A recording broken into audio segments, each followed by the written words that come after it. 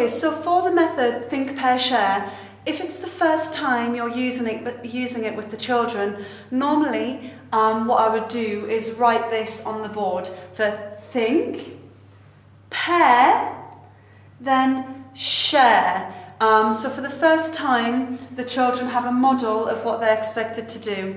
After that, the gestures of think, pair, share are usually enough. But for the first time, I would model on the board.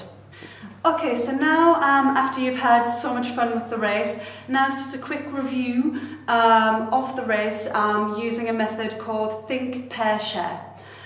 So the first step is the teacher asks a question and gives the children maybe 5 seconds to think about it. 5 seconds might not sound like a lot, but when there's silence, 5 seconds is a really long time. Then after that, the children will pair, and then we will share as a whole class. So let's do an example. So after the race, which team, you can write the question on the board too, which team won the race? Think. Think. Think. Think. Okay, fantastic. Now we're going to pair. You're going to talk to the person beside you. So remember the question, which team won the race? Okay, so now you can talk to the person beside you.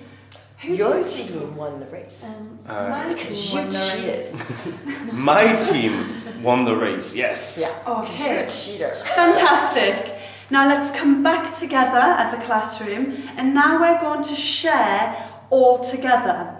So Ben, Heather, you talked to each other, you paired. Which team won the race?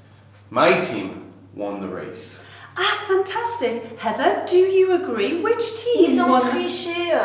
No, his team cheated? Yes, cheated. But who won the race? Yes.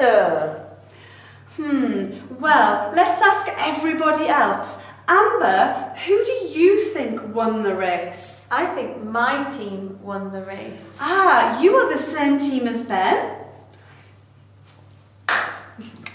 Team Golden Syrup won the race. Yeah. Well done, everybody. And you can continue with this method for maybe 3 or 4 questions. Think, pair, then share.